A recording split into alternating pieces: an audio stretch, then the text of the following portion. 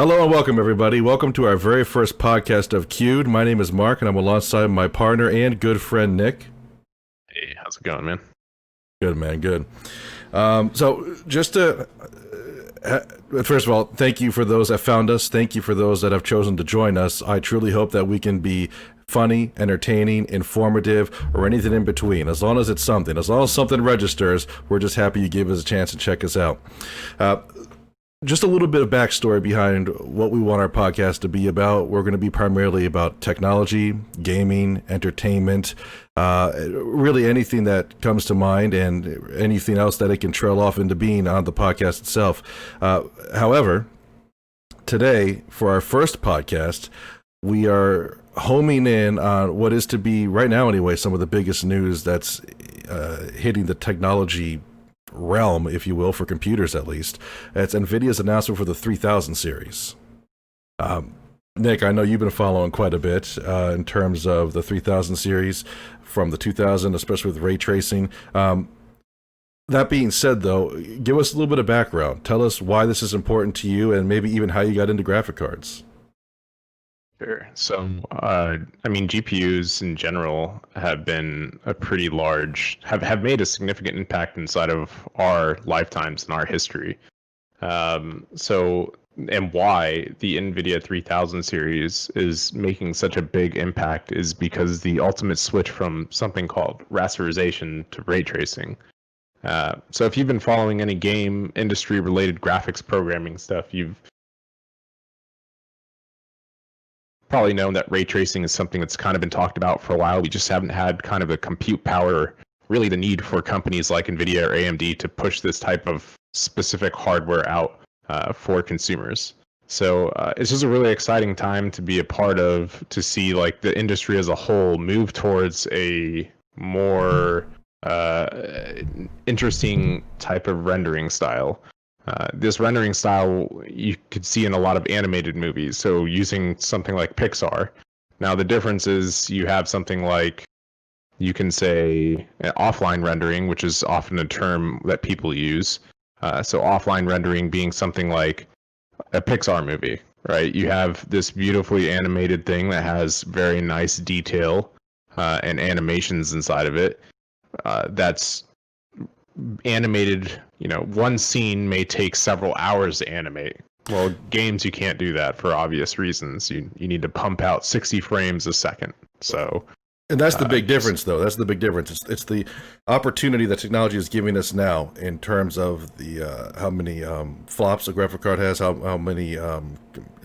fast it can compute, the speed at which it compute. It's giving us an opportunity to be able to have ray tracing in real time. It's something that's been around since 1984. Lucasfilm themselves were talking about the possible opportunities that this could provide in terms of filmmaking, as you said. The only problem was, exactly as you stated, rendering. Now, you could do a pixel by pixel render, especially back then when this was still in its infancy, to try and get the shot that you wanted. Now, the benefit of that is you had millions of dollars, hundreds of thousands of dollars, however you want to put it, and you have time, post-production time. It was never something that you could do in real time, or if you even tried it, it would cause considerable slowdowns or lag. Now, for me, the reason why I think this is pretty cool is because I'm coming from a graphic card.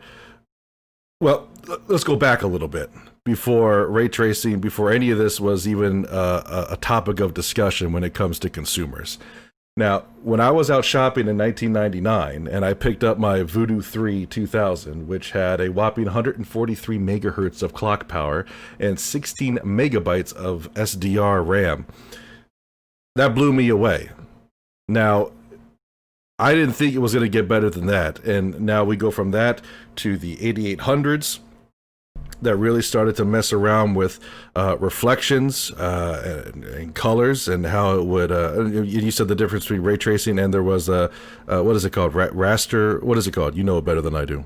Rasterization, yeah. Yeah, where it would intersect the triangles at their vertices, and it would try and manipulate colors and manipulate textures, and that was great with the 8000 series. Then we go up to the 10s and the 20,000, mind you, where they tried to make the leap to ray tracing to Mixed opinion. I think that's the best way to put it. Great 4K response, but mixed opinion on the ray tracing. And now we have this 3000 card where the demo alone that was designed to represent its real-time capabilities for dynamic lighting, shaders, and just light pass-through, and how it can change and modify how it reflects and how the colors form. It was astonishing. Yeah, definitely. And that's kind of the benefit of using something like ray tracing. So, like I said, it's a pretty exciting time in GPU history. Or right now, we're like on the cusp of what is the transition from something that was relatively primitive and some may consider like a hack to how lighting is actually used in relatively real world, like a real world viewpoint of how lighting works, which is kind of neat, you know. And we've seen through the demos of how much better things look. You know, nothing else has changed, right? Texturing hasn't changed. It's really just a rendering method, a way that light is reflecting, refracting, and moving around and interacting with things inside of a scene. Well, there was. Go ahead. No, yeah. So I was just thinking back. You talked about your first experiences with your GPUs. I've had similar stories. When I first got into graphics cards, it was I didn't even know what I was doing. You know, I'm sitting there with a base HP computer that probably had like an Intel Pentium 2 inside of it, and I just remember pulling out what was like a tiny graphics card and replacing it with a Nvidia TNT and just getting a humongous boost from that terrible graphics card. Like that wasn't even considered a good graphics card at that time. But like I went from having I don't know if you recall this point in time, but there was a particular point in time where if you didn't have a good enough GPU playing something like Counter-Strike 1.6, that the actual rendering of the smoke could actually chop your frame rate down quite significantly. So like whenever I went into smoke, I was already barely getting 30 frames a second. Whenever I went into smoke inside of Counter-Strike, I would just like drop down to like 10 frames a second. It was pretty bad. Well, that would not only tie into clock speed and not only tie into its ability to refresh and produce the image, but wouldn't that also tie into physics as well? Yeah. So there's definitely there is some offloading in physics for physics simulation, but the smoke rendering was probably more again kind of like a hack. You know, smoke doesn't really work. It's not back then. It wasn't as physically based as smoke looks now, and even now, it may not be as simulated as it appears. It could be a lot more static than what we are like. If there's one thing I've learned, it's that graphics programmers and game programmers, and specifically, are really good at coming up with solutions that look visibly pleasing that don't actually simulate how physically how things work. Right, but that also goes back to a time where before we had, when physics was a big thing. I mean, we can even look at ray tracing in terms of how people were getting excited about physics. When physics first came out, they started talking. They showed you the example of Batman walking through the mist and the smoke. No, this wasn't pre-rendered. We didn't decide that this was going to happen at this point in time. This was the character actually producing and changing the way that these environmental effects molded and molded around the character and the environment around it. Subtle things that moved would actually change the parameters of that. I think that the demo was fog or smoke or something. So you definitely bring up an interesting point. There was a particular point in our history where, so like the graphics cards that we originally mentioned, there was something called like a fixed function pipeline for graphics cards. So basically, you didn't have as much control over the graphics process.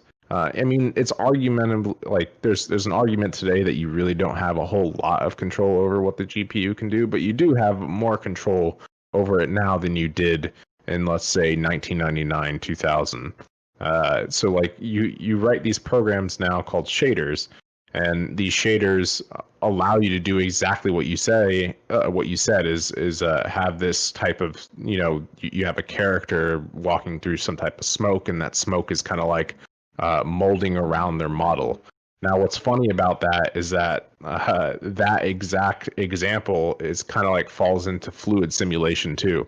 So a lot of when you saw these demos, it was probably highly likely that you saw a lot of fluid simulation demos as well, because the way that smoke and fluid reacts is pretty similar in games. Well, yeah, and that's kind of where I was going with that too, because when it comes to that evolution of a graphic card, um, I mean, we won't go even further back, but you could go even further back and talk about how excited shading was, real-time shading. It wasn't drawn in, so to speak. By that, you no longer had to have just a black circle under a character that got bigger or smaller. It could actually be a dynamic shadow. But not even going that far back, back to the physics thing. It required a lot of computing power. Maybe more specifically, it required a lot of GPU power. So they're designed for more intense, high-speed rendering versus a lower latency of a CPU.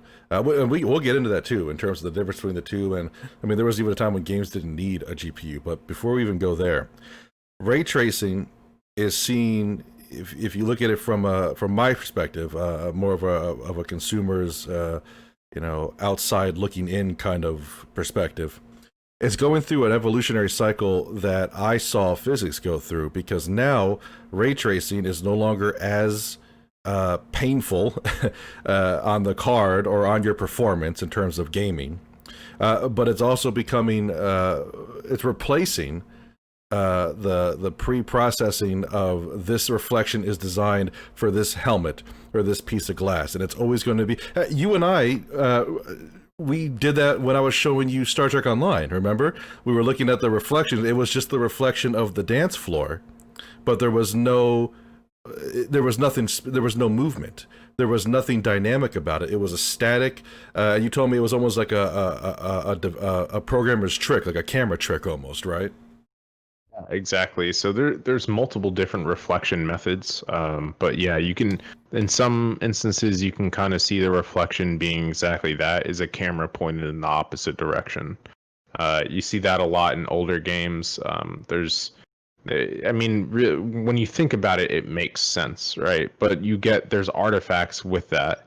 And I'm not a graphics programming expert, but like you can, when you see it and then you understand, like, hey, I put a camera in here and that camera is rendering back at you what it sees, right? Because when you look, if you're playing a first person game, yet that first person game, like from your perspective, that is a camera.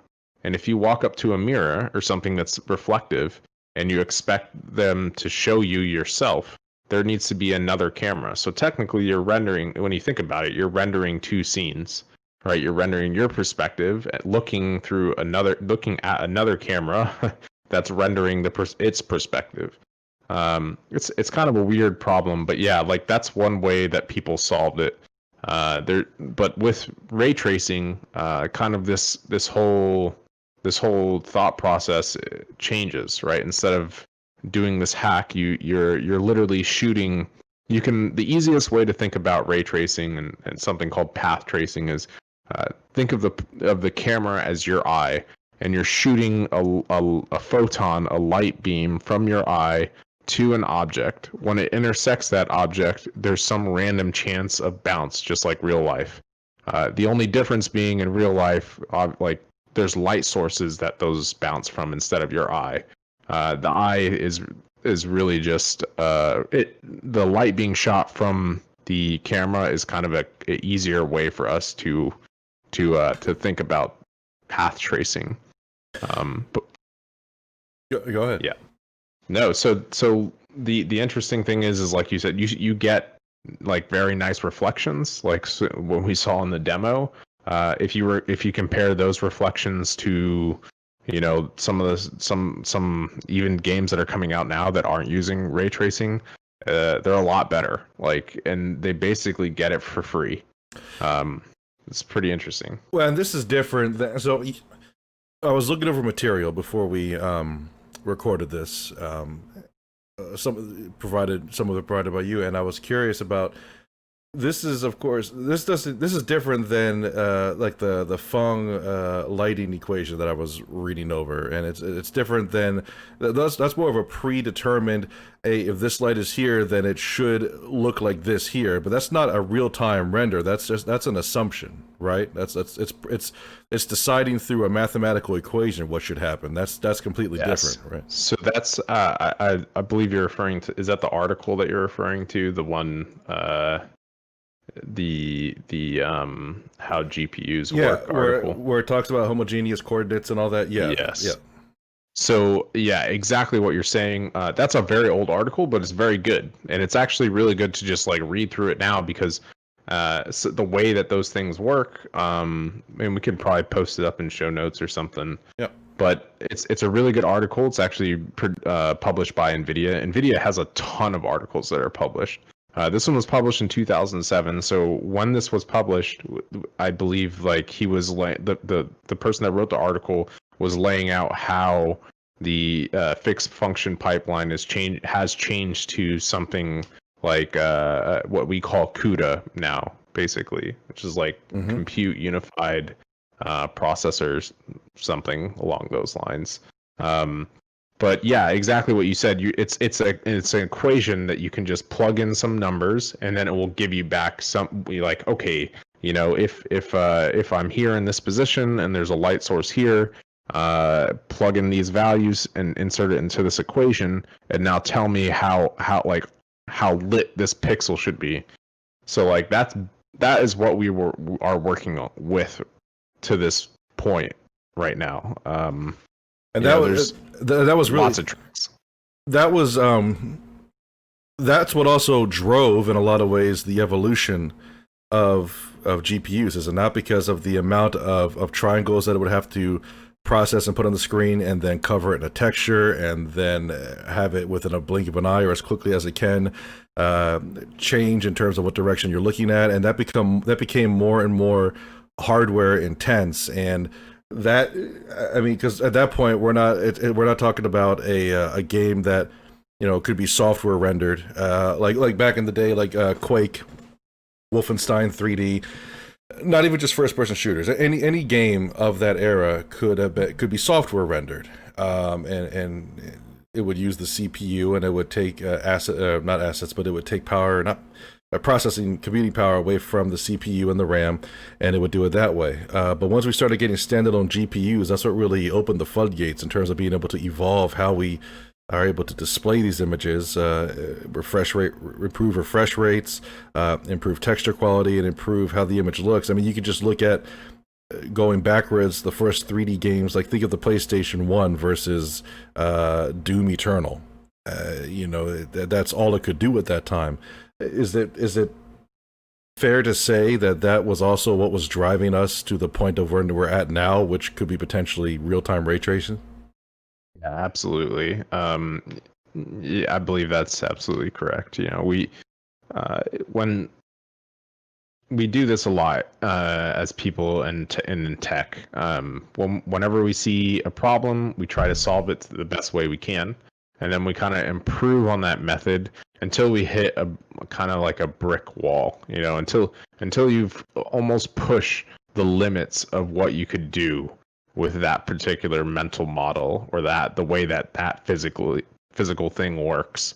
Then you need to reassess if you want to pull more out of it. So like exactly what you're saying, really honestly, when you stop and take a look at it, the way that games look, probably I'd be willing to even say maybe over this past decade, haven't really changed a whole lot. Now that doesn't mean that like higher quality assets, higher resolutions like don't make these things look better, but you don't get as drastic of a graphical improvement from game to game. You can even argue that with remastered versions. I think an excellent game to kind of look at the differences between remastered versions is one of the Metro games. They just really not a whole lot more they can do except enable something like ray tracing. And when they do that, it looks a lot better. Like the only thing that's changed is really the rendering method. So take away the light maps and all the lighting tricks that rasterization needs, and just replace that with something like ray tracing, and you automatically get something that looks a ton better. Like it looks like you may even have a new game sometimes. Yeah, before that, it was just a trick of the eye, was it not? In terms of making sure that well, we talked about the equation that could be used in terms of making sure that what you think it should look like is what it looks like. The only problem with that is it didn't change depending on the camera angle. A good example that people should check out is when they added ray tracing to Quake. It looked good for its day, but you could have ran it without any 3D acceleration whatsoever. And you could have still seen the majority of what it had to offer. But when you incorporate something like ray tracing, you don't get a static ray of light, that's, by the way, that's kind of the whole point of ray tracing. You start at the point in which the ray of light should be, and then you work your way backwards towards the camera, and then you account for anything that may be in its way or change its perception. But it's not a static, it may be a static point, but the camera angle no longer has to be static. So if you turn left or right and you look at that Quake demo, sometimes it's very nuanced. It's not going to blow you away in terms of how it looks, but your eye picks up on it. It's like looking at a picture generated by a 3D design artist with matte colors, no lighting, no shadowing, versus somebody that paints that in by hand. Well, take the one with nothing and take the one that's painted by hand, and if you find a way to meet in the middle and have the computer do it for you, you can try and get a mixture of both real color depth and almost a human drawn level of reflection and shadowing, only now it's done through computing power. And that's what we're doing in real time. But about those older games, they did have certain tricks, not just texturing, not just artist rendered lighting. What about dynamic lighting? Did that play a part into the evolution to ray tracing, or is that a little off base? Dynamic lighting is like a really interesting topic, and some of the games and things that you've mentioned really honestly point back to id Software and kind of being a leader in some of these I guess graphics, like pushing graphics to its limits in the game industry, really. So a really interesting dynamic lighting game is Doom 3. So Doom 3 was like one of the first ones that had like all of this not real, but like rasterized dynamic lighting. It had some type of dynamic lighting that, like, you had people in shadows and they would come out of shadows. Now, if you listen to John Carmack talk about that game, he just shits all over it because he doesn't. It's clear to him now. He sees the problems in that model now, whereas before it was as good as he could get it. But like, it's funny to see the time difference and how things have changed between then. But before that point, honestly, most games didn't really do that. Have that type of dynamic light, and honestly, some games now don't even bother doing it because it's super expensive still. So it just really depends on what you want to use your compute power for.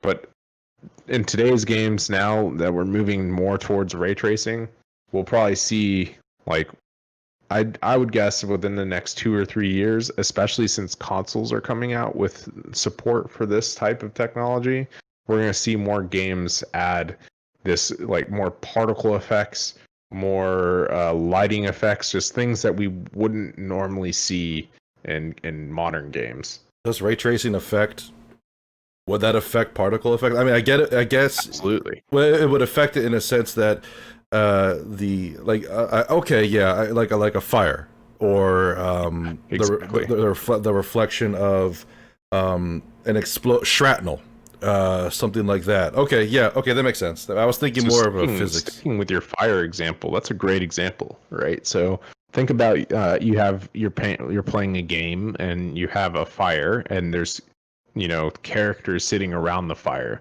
Now how that light is moving around the character and how that character stays lit and how segments of their body may not have lighting.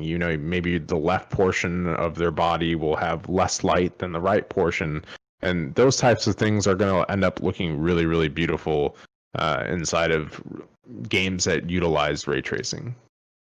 And we probably already covered this, but there is a difference between ray tracing and real-time ray tracing. Ray tracing, you can see an example of ray tracing in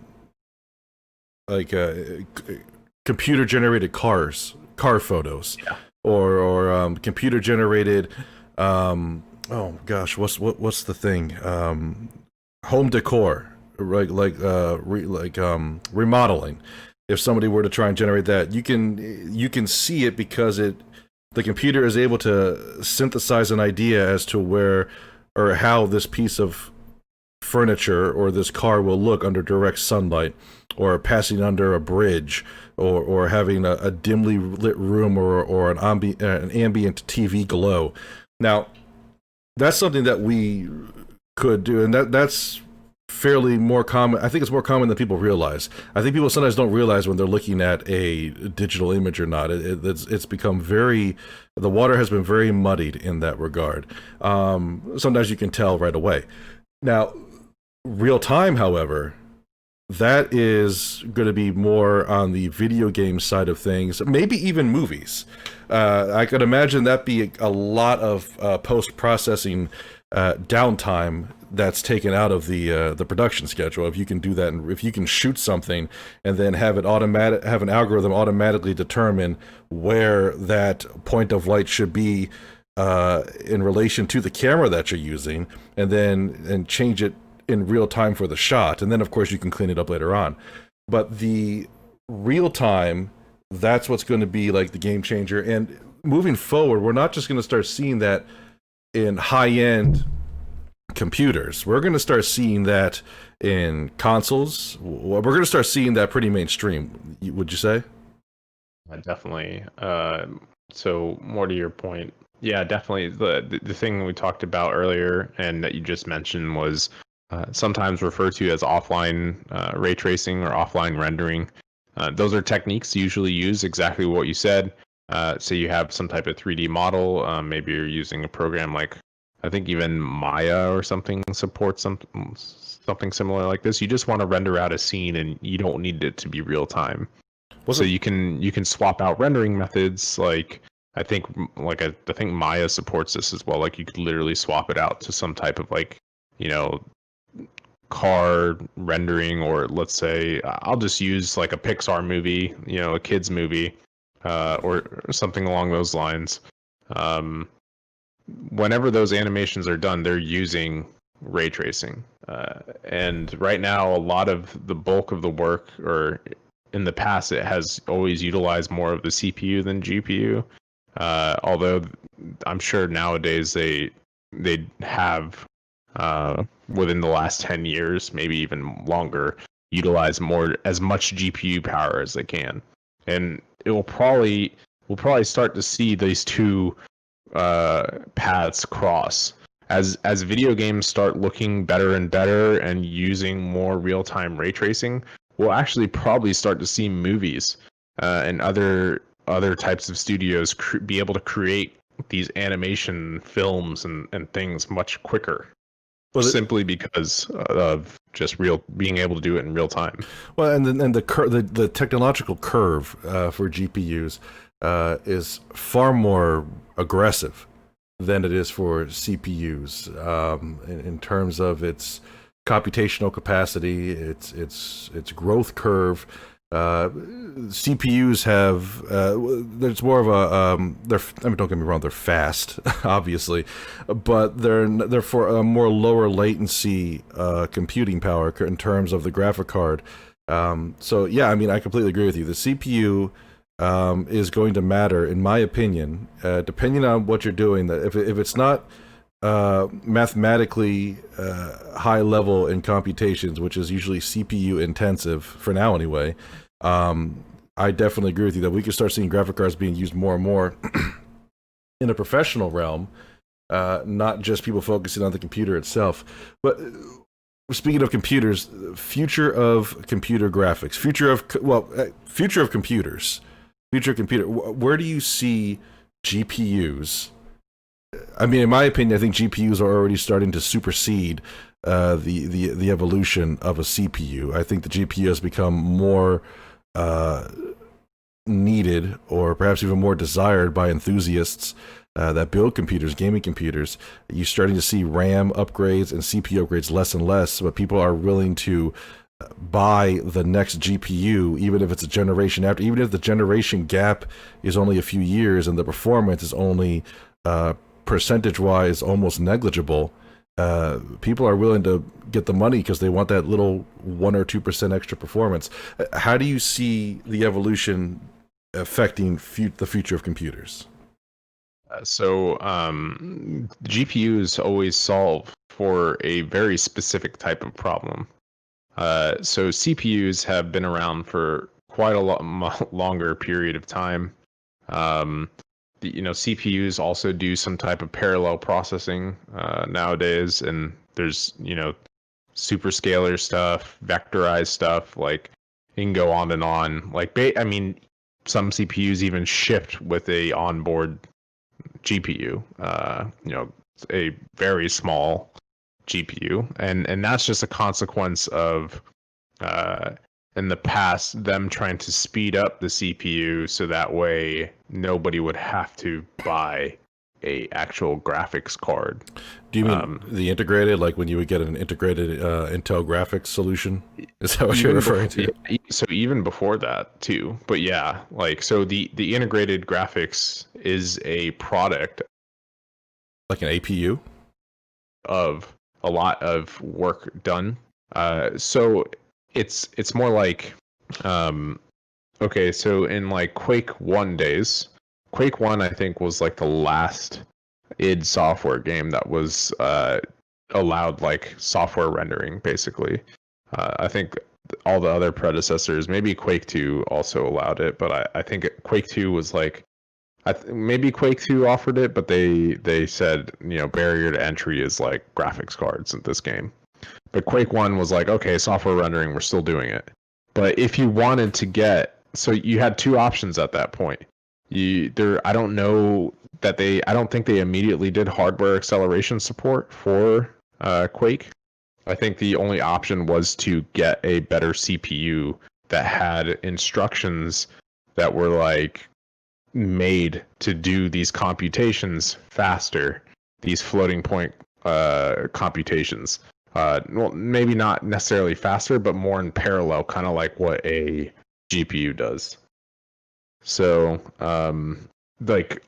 because we built it, or because people built it that way, they consequently got integrated graphics chips inside of CPUs.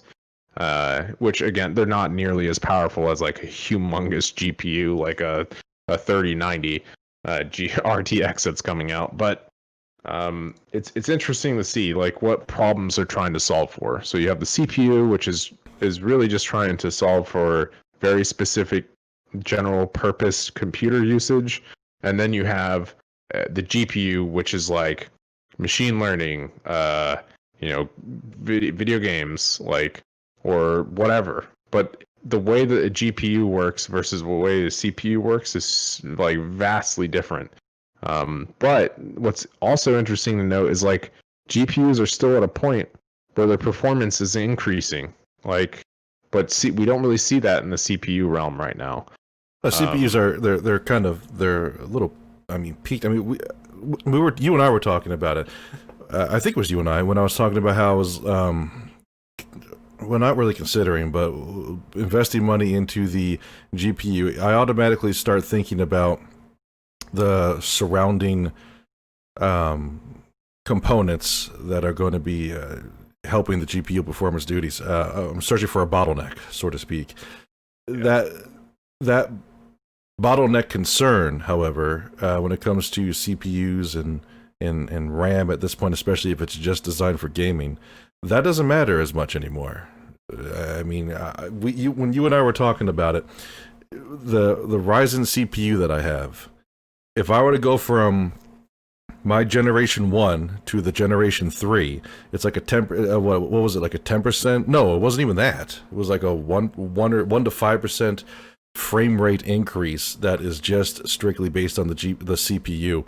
I think we're starting to, at least for gaming, really start to venture away from the need to upgrade your CPU all the time. I think the CPUs that we have right now, much like phones, in my opinion, if it weren't for the fact that phones were in some ways designed to become obsolete after a certain period of time, whether it's software driven or otherwise, the phones that we have right now are probably 50% more powerful than the applications that are out to be supported by them.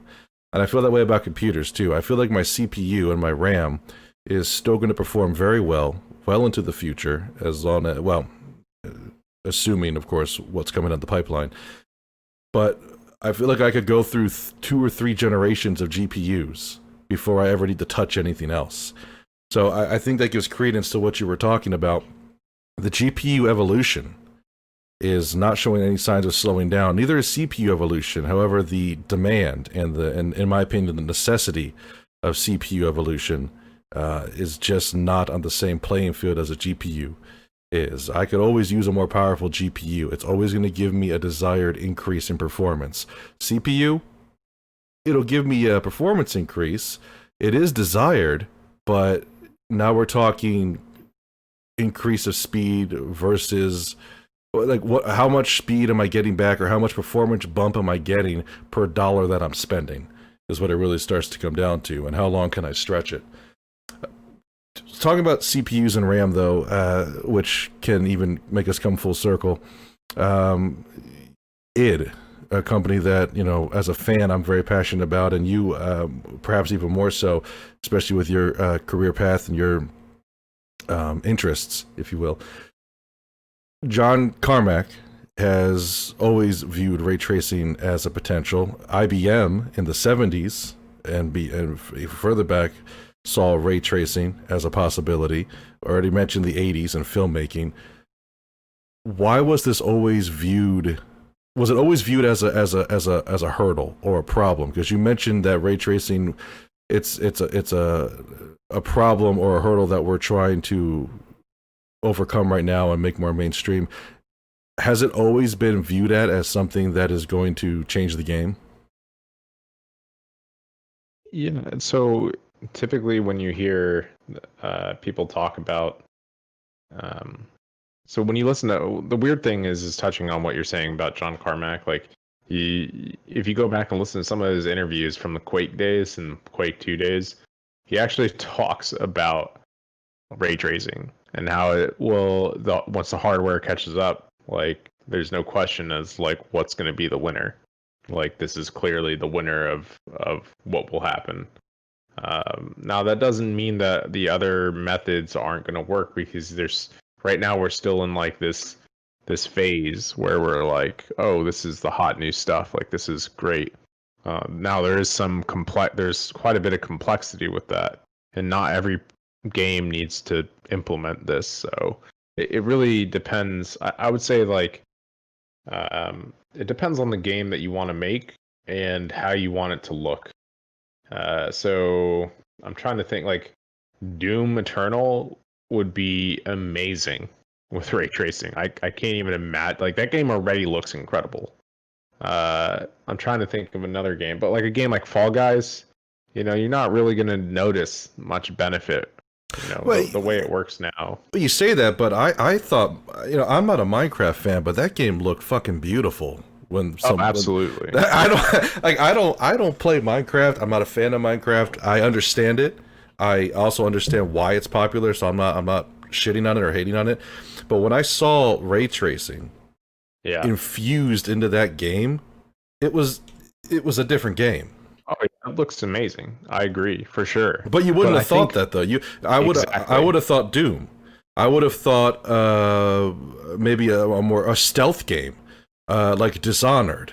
I would think a game that would benefit more from a lighting system that would contour and move and change the environment, and how it could tie into AI or even other players. Maybe even Call of Duty. I could see it. Battlefield we know has it, in a limited, well, maybe not a limited way, but not in a way that's super impressive in my opinion. But you start thinking of all these things, and when I see ray tracing in Battlefield, I guess that's what I was trying to say. When I see ray tracing on Battlefield, I was not as impressed as when I saw it on Minecraft, and I don't know, I don't know why. I just wasn't. So I A lot has to do with the implementation too, how the graphics people implement it in the pipeline and what is being ray traced. I think the big comparison there is that there was reflections were being computed, but maybe not everything else. Whereas the Minecraft stuff kind of took it to a whole nother level. I think they're pretty much they swapped out quite a bit of stuff too. I think again, this is like higher level details. I don't know the specifics. Could it be though? I mean, no, I'm not saying you do. This is more of an opinion question. Could it be that something more extravagant and something more detailed, could the subtlety and the nuance of ray tracing get lost or overlooked sometimes because it does look so real and natural versus the blatant and obvious enhancement it could make against a flat surface or a surface that is less detailed or less textured? Could it possibly just be more impactful on something that is not designed to look as realistic as it possibly could, or an art style that wasn't designed for that level of detail? Maybe it just makes it pop more, because Doom Eternal, you're moving so fast and everything, and I would agree with you, it would look absolutely beautiful, absolutely. And for the moments when you're have some downtime, when you can actually explore the planet, explore the ship, ray tracing would be absolutely gorgeous. But at the same time, if somebody told you or I there was ray tracing in that game, I would seek it out. Like I would purposefully try and exploit it to make it look, to really see it. Like you don't have to do that for a game like Minecraft. I guess is maybe it's just the way your mind is looking at things. Yeah, I think we haven't really seen the full potential of this generation's hardware yet on No. both higher res, so high, like higher, or I shouldn't say higher res stuff. I should say like more physically based texturing versus like more cartoony. So like I watched the on the PS5 demo, one of my favorite trailers was actually Ratchet and Clank. That game looks amazing. Yeah, it did. It looks like wasn't even considering buying a console until after I saw that trailer. Now I was like, okay, maybe I'll get a PS5. Like, Gran Turismo. Didn't they show Gran Turismo as well? yeah, I think a car game would look absolutely beautiful. I feel like there's certain games that would just clear the field in terms of blowing people away.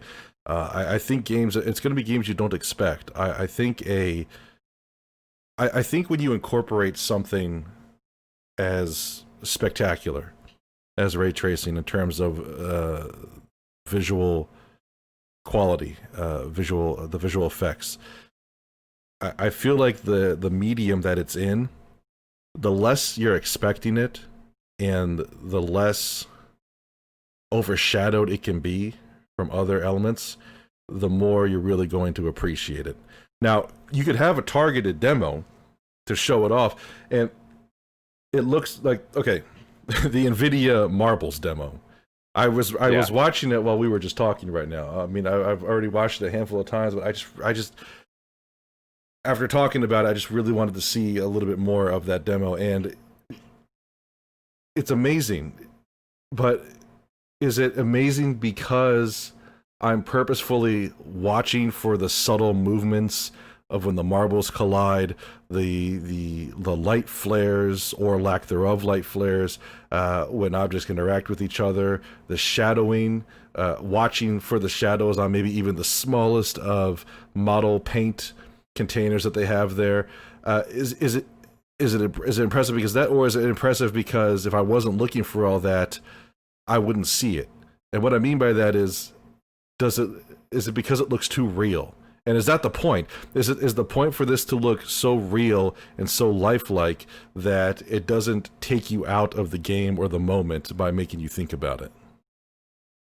Um, that's an interesting question, and honestly, also some of the points that you brought up too. That's is also interesting introspection of like if you have something that's simpler looking and you turn on ray tracing, is it more aesthetically pleasing because these things are simple looking, and then all of a sudden they become this nice dynamic lighting and kind of you kind of get this boost in graphical fidelity just by switching rendering methods.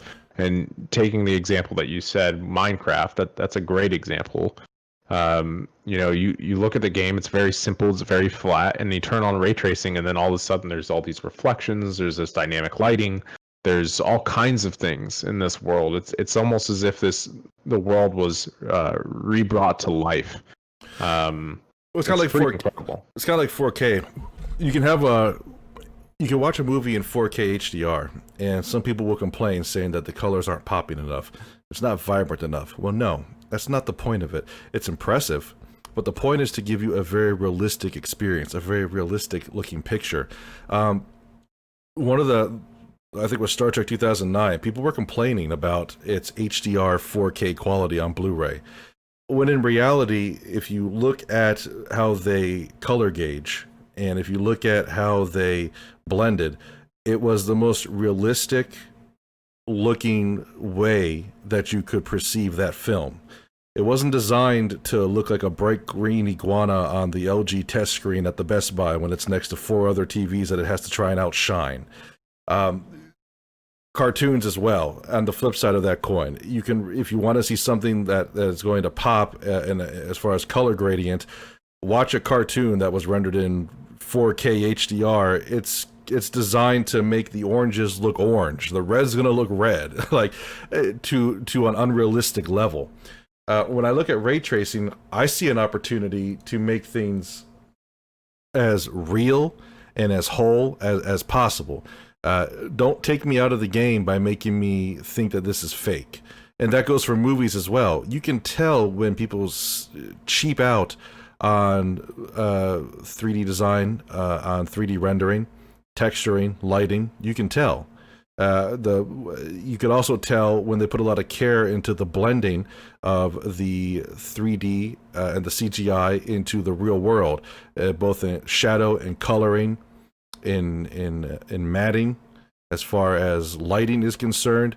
You know, if you have a fire next to a person and they're supposed to, and if you record a fire with a camera and there's a person next to it, there could be a lens flare of fire that should appear on front of the person's arm. If it's CGI, there's a chance it's going to appear behind it, and that little thing, you may not have known you saw it, but you did see it. And you may not know why this doesn't look real to you, but that's probably why it didn't look real to you in your brain. I think ray tracing has an opportunity to really blend and merge reality with the non-reality. I think it'd be obviously. I think this is going to be something that is really far down the road. Imagine having the clarity that we can produce through, like, say, television or movies. Imagine being able to have that clarity with no screen door effect, with a proper frame rate and resolution on a VR headset with ray tracing. How you can, I think you can make it almost indistinguishable. I mean, that's ultimately, I think, what the industry wants. When you stop and think about it. So you think about what's been pushing really graphics cards even harder than let's take ray tracing out of the equation real quick. So besides ray tracing, what else has been pushing graphics cards to their limits? So we have higher resolutions and we have VR headsets. And then we also combine the both. So we have VR headsets with higher resolutions. So and frame rate to go alongside all Exactly. those desires, because we can give you all those desires, but don't bitch at us if it's 20 frames per second. It's one of those things. No, Right. it's gotta do everything you just said, and it's gotta be 60, Yeah. consistent 60.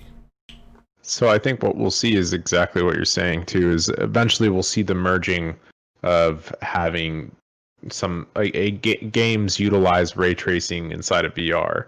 Now, for obvious reasons, right now that may not be possible. Um, the fact that we're getting, I think, some no official stats from outside of Nvidia have been released yet, so it's kind of hard to gauge how fast these things are. So what they're saying though, I believe is around, with ray tracing on at 4K, some games were getting around 80 frames a second. So now, if that's possible, it is possible to if you had close to 1080p lenses or some resolution that's either a little bit lower or higher on whatever headset you're using for VR, it is possible to actually render out both of those scenes, because you have to remember that that a VR, the way the VR headset works is that it's sometimes it's one panel or two independent panels depending on which headset you have, but they have to render that across, like, those two scenes twice. Yeah. So just because of the way the perspective looks and stuff like that. It's an advanced 3D movie. I mean, Right. I mean, if you think about it, it's a 3D movie with sensors, which is great. It's cool. I mean, the closest thing we had to that back in the day was that Muppets thing in Disney, where they would spray with water, and they would make you think they would have a fan in the chair, so you thought things were blowing on you. I forgot the, about that. the 4D. I mean, it wasn't VR or anything, but they tried to give you a tactile sensation to put you more in the world.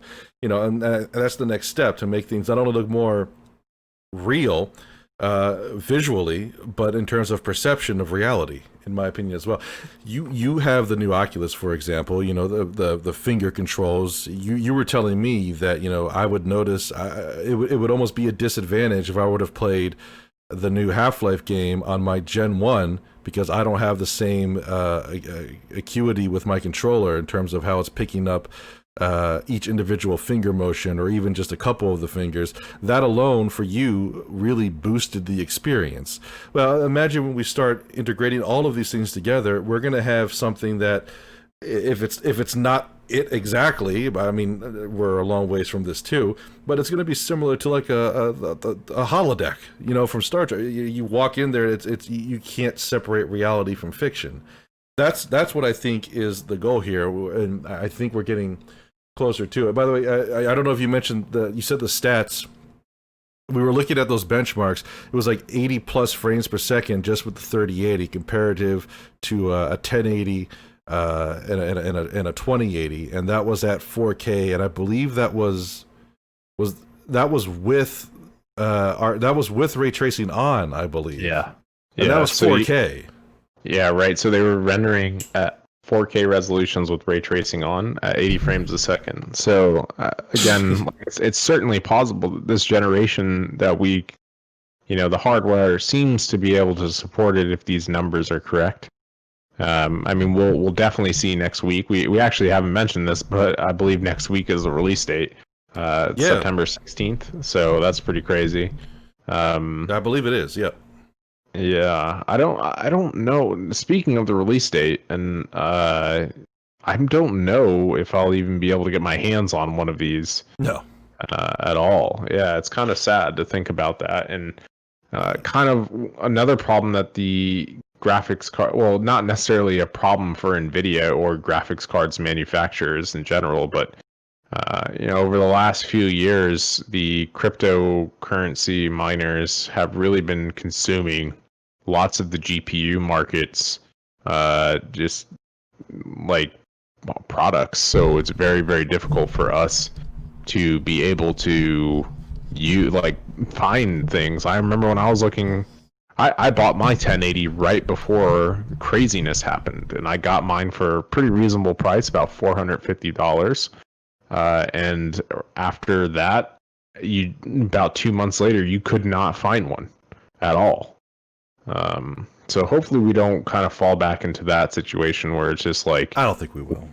yeah, I hope not. I think we're looking more at a and I know certain words are bad in terms of what you do and don't want to say, uh, but whatever. In terms of the environment that we're in right now, from a health and safety perspective, I feel like what's a bigger concern is the global market for technology. I think right now we're more so dealing with a shortage of equipment. Now, don't get me wrong. And this now this is the realm of opinion. I don't think Nvidia would do such a mass market launch and announcement if they didn't have the goods, if you know what I mean. Now, will they be limited? Yes, I think so. I think the era that we're living in is going to play a part in scarcity. Could also play a part in availability in terms of how many are indeed left over, but that's a more sadder viewpoint, unfortunately, as far as where I'm going with that. Nonetheless, I think the crypto mining, it's not dead, it's not gone. I don't think it ever will be, but I feel like spending that kind of money on a card like this day of is not an investment that these investment conscious individuals. I just don't think it's going to be a day of situation. It wasn't day of with the 10 series or the 20 series. I don't think. I think it was a gradual a gradual increase in purchasing by the miners. Or maybe I'm wrong. Maybe. No, you're right. The problem was really so these were really produced at a time where there wasn't peak interest because there wasn't lower, like, I don't really know much about cryptocurrency, but there wasn't really a whole lot of other areas of opportunity to like start mining. But then as those areas of opportunity started popping up, that's when the market went crazy. That's when these people were like all of a sudden buying all the 1070s, all the 1080s. More so the 1070s than the 1080s because of the amount, oddly enough, for this particular cryptocurrency mining or majority, depending on which type of like algorithm you needed to run, the 1070s would actually perform better at a Really? lower. Yeah. So that's why it was very difficult. I don't remember which algorithm it was, but I think it's like one of the SHA hashes, and they like had, for some particular reason, they were able to get more out of the 1070s Would than the the 1080s. would the 1080s would they get heat soaked? Like where they I think that maybe that was kind of a problem, but you'd have to look more into it. I just remember specifically like somebody that I even worked with before. I'd walked in, he was like, "Hey, come into my garage." He had like, a rack that you would buy to put shelving on, like a pantry rack, and he just had probably about 20 1070s just like hanging out on there. And he kind of explained it to me.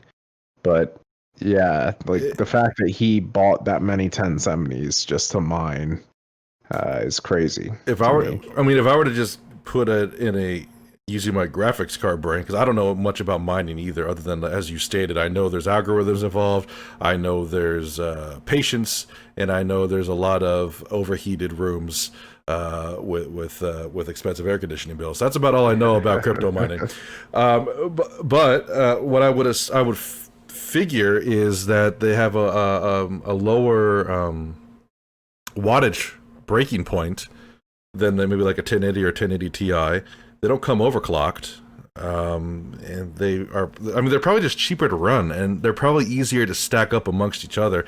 I would just assume a 1080, whether it's a super clock or a Ti or a Founders, it doesn't really matter. I would just assume that level of high end running, because they would run at 100% efficiency. We're not talking variable power levels or anything like that. We're talking full bore. If it dies, it dies kind of situation, right? Yeah. So that's what I would assume. I mean, Could it be wrong? Yeah, more than likely. Anyway, the the 3000 series. That was a good talking point, though. I mean, you're right. I personally did not even think about that. I haven't heard much about crypto mining though in a while. I don't know about you. I feel like it's I haven't take. heard as much as I did before, but yeah, it's definitely I heard it's something to dropped. be concerned about. But Well, I heard its value has dropped. I heard people are having a harder time getting their money out of it. Um, yeah, that's what I've heard. But in terms of trying to get involved, less and less people are taking the plunge, if you will. Um, those tech demos were absolutely beautiful. It makes you, as it's supposed to do from a marketing perspective, hungry for more, desire that experience, feel that experience again, that shock and awe. Seldom do you get a chance to have that feeling duplicated. Who are these 3000 series cards for? The obvious answer is gamers. That's the obvious answer. I could game on a 1080 still. I do game on a 1080 still. I skipped the 2080 because ray tracing, I don't think I didn't feel was there yet, and that's from having conversations with you as well. It was nice to, I think we talked about it, it was nice to see it out there. It was nice to see it. It was because you have to start somewhere. No matter when you released a ray tracing card, it wasn't going to be exactly what you were hoping for. It just wasn't. Nothing that you do the first time is going to be. And if it is, then that's a stroke of luck and genius, and please continue to go on from there. But the point is that you had to get the market comfortable with it. You had to get consumers comfortable with the phraseology, what it can produce, how it looks, why you'd want this. And for those that did have it, make you jealous. And that's the big deal about that. Well, now we're not necessarily in that honeymoon slash frustrating phase. We're now in a more practicality phase where the price isn't that bad for a 3080 anyway, and relative to the evolution of graphics cards. 3090 is that's a bit out there in my opinion. When you compare the two cards together, but we're more in an acceptance phase where, hey, no, this is it. This is the future. This is where we're going.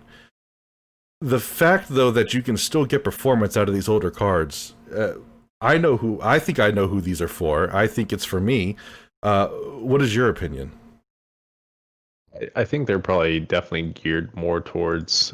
Well, first of all, Nvidia is trying to broaden this their entire industry because they've seen humongous gains from gaming, machine learning, and cryptocurrency people. So they're trying to support as much as they can, and they've done it. The funny thing is like all three of those things generally have a lot of overlap in how they work, somewhat, except for like the cryptocurrency stuff is probably the one that's slightly different than the other two, but there's still some overlap.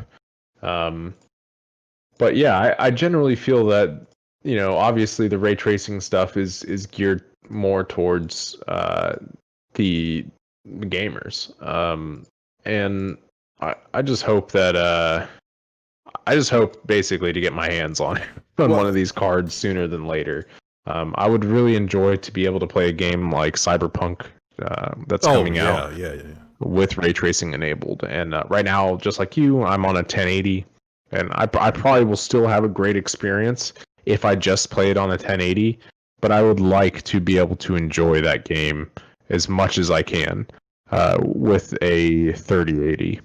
Do you think the excitement for ray tracing is overshadowing, in my opinion, the extremely impressive frame rate and the extremely impressive performance that we're now going to get at 4K? Because for me, I like you, I don't game on 4K. I think, well, you game on 1080. I game on 2160. So I'm halfway there. I'm only half accepting it, but I get good, in the hundreds frame rates. The dip in frame rate is astonishing with the generation of card that you and I are using, and a little less astonishing, but nonetheless a painful plunge with the 2080s, albeit better. Do you think the 4K? Do you think this is going to also open up the realm for 4K gaming in terms of 4K monitors, 4K sales? Do you think this is going to be a more make it a more competitive market for console, or do you think the price point, because the graphic card alone could be considered a console, if you know what I mean? Do you think the price point alone is still targeting individuals like you and I, or do you think this is a general public opportunity?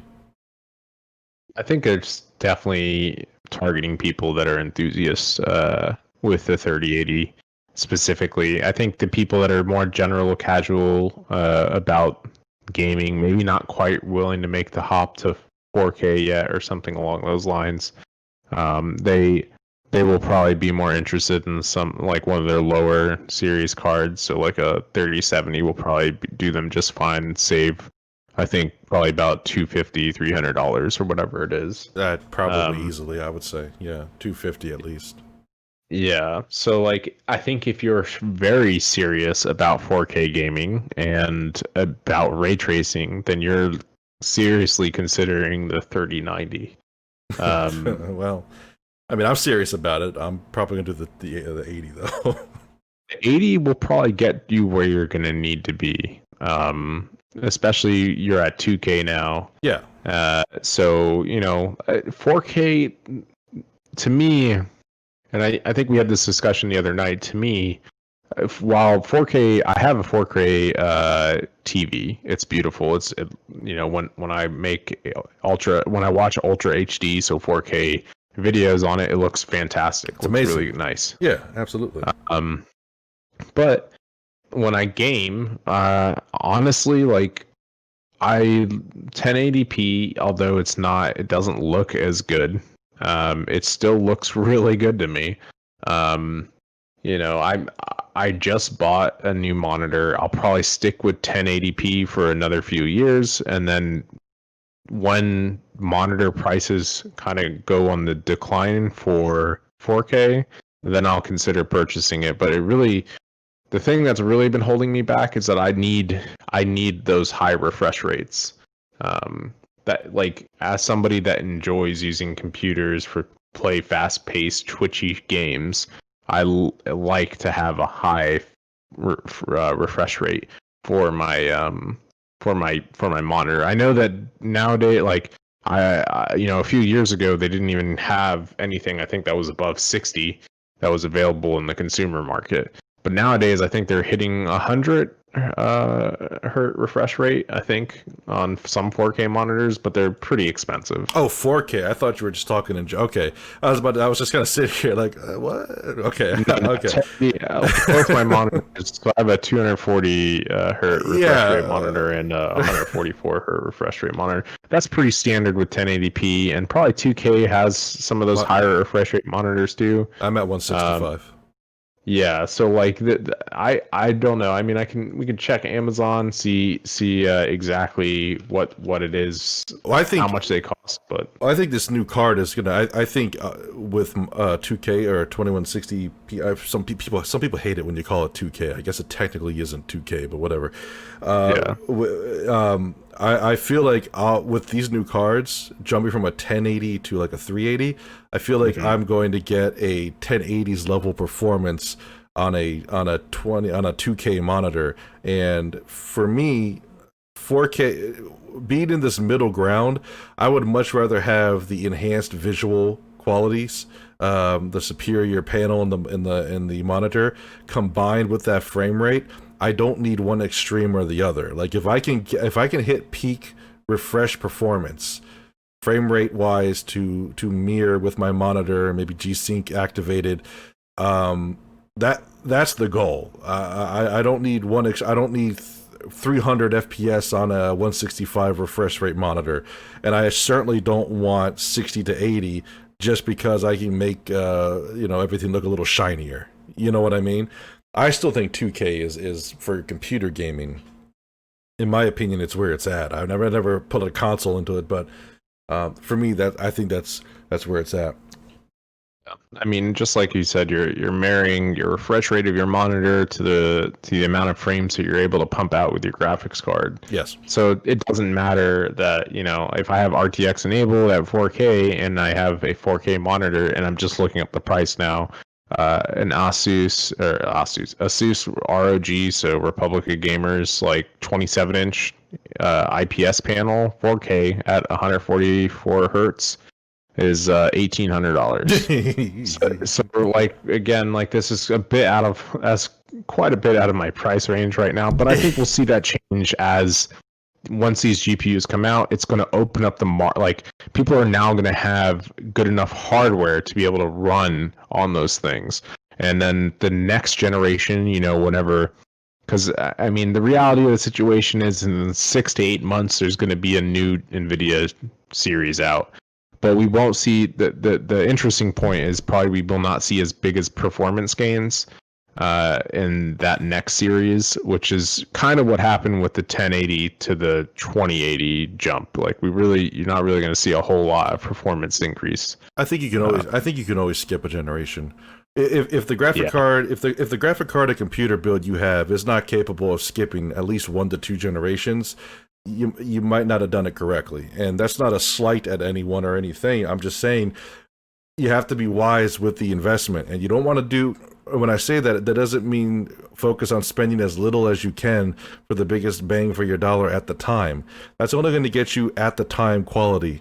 It's going to get you at the time abilities. You want to. There's no such thing as future proofing. That's a marketing term. However, you can extend yourself into the future with a little bit of research, a little bit of insight into where things are going. So if this 3080 or the 3090, even more so, in my opinion, unless you desire to either wait to see if there's going to be a TI model or a superclock model, then okay, maybe you should wait for that and not do the base model. But I don't think if you buy a 3080 or a 3080 Ti, you're not buying a 4000 series unless you truly want to. And there's nothing wrong with that either, mind you. People do it with iPhones. People do it with cars. There's nothing wrong with that. If you can do it, do it. Who cares? But you shouldn't have to. You shouldn't feel compelled to. And that goes back to not to bring us back to a point, but to almost make it full circle. That brings us back to what I was talking about, not only here, but privately with Nick. I don't have any numerical desire from a financial standpoint, from a performance standpoint, in terms of dollar to performance ratio, no desire to get a Ryzen 2 or a Ryzen 3. I have no need to get an Intel because I don't need the extra 10 frames per second when I'm going to get probably a 80 plus frame per second boost from the graphic card. I'm not going to notice those 10. I'm just not. So, in my opinion, I think that's the way to look at it. I think this card is going to be for enthusiasts for now, budget gamers in the future. But no matter how you look at it, I think these cards are going to be able to take you really pretty far down the road. I know this sounded almost like a ray tracing heavy conversation, podcast, discussion, and it was. I'm not saying it's not. However, I think the talking points are less on the how many CUDA cores does it have? 8,704. Cool. Base clock 1.44 gigahertz, 10 gigahertz of GDDR6X. Okay, that's which is probably what we're talking about. But anyway, memory interface 320 bit, power 320 watts, recommended system power 750 watts. Great. That would have been a great talking point for the 10 series. But these cards are no longer just a factor of performance percentage increase from those static numbers. It's now, well, okay, what do those numbers do? Well, now they do ray tracing. Now they do 4K. Now they do potentially 8K at the same quality that 4K was 2 generations ago, which, okay, again, you got to start somewhere. I think that's what people are starting to focus on now more. What is this generation going to do that's different? Because I already have the speed. This 1080 could probably still go another generation. I'm not going to play. I'm not going to play ultra settings. Don't get me wrong. Medium to high, it'll get the job done. I'll still experience the game, but I think that's the focal Yeah. point. So I think that's why it's important to really pay attention to these finer opportunities that this card series will bring us. But before we wrap things up, and of course, obviously, Nick, I didn't ask you, but it goes without saying. Anything else to add or to say? Just go ahead. But I just wanted to ask you this, and it was one of our talking points, and it didn't matter if we got to it or not. But it's just we'll quickly visit it. Do you see? What about consoles? What about the casual gamer? And this brings us back to kind of what we were talking about before. Who is this for? Why is it for them? Why should you buy it? I think we did a fair enough job covering that. Do you see opportunity for this to start getting integrated into consoles? Some of the tech demos that we've seen already seem to have both for the new Xbox and PlayStation have some type of capability of ray tracing. Obviously, that stuff is all going to be, not as powerful as things like a 3080 or a 3090, but the consoles are getting to the point where they're pretty powerful little machines. And you can genuinely enjoy probably just owning that and not having to worry really about maintaining a PC.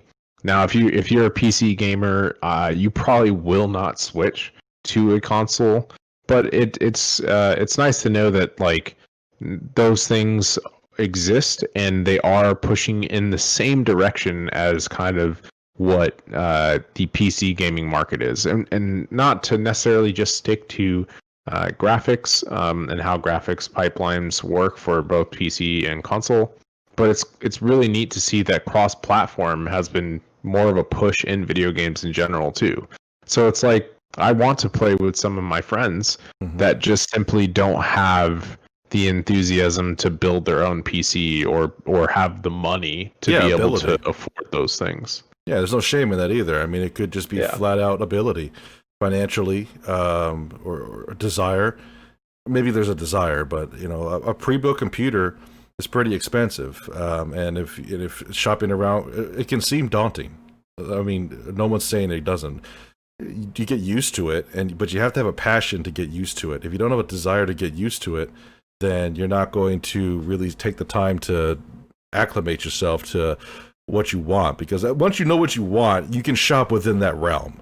Like Nick, you know me, I'm Nvidia, usually EVGA, and Corsair and AMD. I can probably shop pretty quickly. You know what I mean? I can stray left or right, but it can get it done. But some people don't want to do that. So a console is the next best thing. Just so it says that the PS5 and Xbox are going to have advanced ray tracing capabilities, and they're going to support 8K gaming. AMD 8-core chipset for the PlayStation 5, and it's supposedly, unless there's more up-to-date information, supposedly it's going to be similar to a 2080s level of quality for ray tracing. Unless there's something out there, which means again that the computer gaming realm is already geared up to, put the finish line another 50 miles down the road.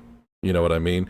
But it's going to be a good chance for everyone to experience it, and and if you like it, and if you want to go even deeper into gaming, then definitely build a computer with one of these Nvidia cards. It's not, from the looks of it, and we say this tentatively, probably going to treat you pretty well for a long time. I don't see the direction going in any other way than up. Well, we'll definitely figure out this by next week. Yeah, I keep forgetting. Next week is when they come out. No pre-order. No pre-orders. No, just got to show up. Cross your fingers. Is that confirmed? Like, because I know you and I were looking at it, but so really, there really is no pre-order. As far as I can tell online, people have been pretty confused that there are no pre-orders. Yeah. First, So. Well, we'll see. Actual numbers of frame rates will come out next week for sure. I know a number of YouTube channels that I watch have stated that they're under NDA right now. They're there's been multiple unboxings and kind of just showing off the card again, but Nobody, I mean, personally, I don't really give a shit how the card looks. I want to know how it performs, and I don't. I personally feel weird about dropping $700 on a product that I can't get statistics for from an outside resource other than the manufacturer. Yeah, that was the problem with the Ryzen chipsets too. People were talking about because it looked like an Intel killer, remember? And then people were saying, well, these are AMD benchmarks. I mean, don't get me wrong. It turned out to be more or less what they showed. I mean, it wasn't too far off. But the point is that I get what you're saying. It's like a gaming review too. You could take a person that got a copy for free in advance as an influencer. Yeah, you could take their word for it, or you could wait for someone that bought the game themselves that has to spend their own money that they spent 2 weeks working for. They might have a more valuable opinion. You know what I mean? So I agree with you. Yeah, and you're right, by the way. Some people said there were pre-orders. Some said there weren't. Some people said that there were pre-orders for like a day and now they're gone. So I don't but whatever. It's hard to gauge. Like you said, given the state of affairs that we are in, we will all virtually wait in line, so to speak. Just make a macro, tape the button down, and just have refresh ping on BestBuy.com for about a day and a half. I'm sure something will turn up. You'll make something happen, I suppose. Absolutely. Yeah. Also, another random news. There will be I don't know. I know you're following the Cyberpunk news, but there's going to be like another news press release thing next week. So it's as well. Cool. So pushed back, right? No, I'm kidding. No, I fucking hope not. Oh my god. Still on for November, right? Yeah, so far they haven't been pushing back any release stuff. What's been kind of annoying is that they, like, at this point in time, I feel like they should probably be releasing some gameplay, like more gameplay footage of the like for the past 2 cycles where they've like shown stuff, like, so they have this thing called like Night City Talk or something like that. Yeah. And that's what I've been watching, and a lot of it has really just been a lot of voiceover and people talking to like the creative crew, which is nice, but I don't want to see that content right now. Like, I'm hyped for the game. I want to see gameplay. So. Yeah, I mean they've showed you missions. They've showed you full missions. I wouldn't mind, but that's the thing. I want that too, but at the same time I don't. That's not a game that I would really do well with a game like that has too many spoilers out in a trailer. I'm just saying. Yeah. Like I'd like to see more of the world, but at the same time I don't really need a tour. I don't know how to put it. I get what you mean, but I feel like the mystique of the game is also fueling your interest and mine. Like if that weren't there, then you could also say, "Oh, I've seen it." You know what I mean? Yeah, I mean, it's supposed to be a fairly heavy, long game and also have replayability. And also, they just announced multiplayer to some capacity, so that's interesting as well. It'll be interesting to see like how it plays out and what they mean by that. Similar like a GTA kind of multiplayer or just like a mission based multiplayer. It'll be interesting for sure. Yep, absolutely. Well, I think, in my opinion anyway, we've done a fairly succinct breakdown of not only the opportunities these cards are bringing to the table, but also the opportunity it's bringing to the consumer in terms of availability, price point, functionality, and why you should buy one, or maybe why not. It's up to you. I mean, maybe your 1080 is going to treat you fine for forever and a day. Well, that's fine. Absolutely it is. Or you're going to want ray tracing like Nick and I and play Cyberpunk 2077 in an array of neon glory. Whatever it is, I hope what we talked about today has been informative and helpful. Again, this was our first opportunity to provide all of you that finds this podcast entertainment and information. I truly hope that we met those needs for you today. If we didn't, let us know. If we did, let us know. All we can do is get better from here. Every day is an opportunity for not only us to get better at this, but also for y'all to help us get better and grow with us. So, Nick, do you have anything further to add before we sign off? No, just stay safe out there. Yeah. Please stay safe out there. Every other week, by the way, Nick, we didn't say that at all. Every other week is when we plan on releasing an episode. For the time being, if there's ever a schedule change or update, you can find our Twitter. It's twitter.com/the_queued_podcast. That's queued. underscore podcast. You can check back there. We'll post when we're about to. Well, we'll post probably topics, schedule changes, deviations, or additions, and of course when we end up dropping. And we'll be available to converse from the social media as well.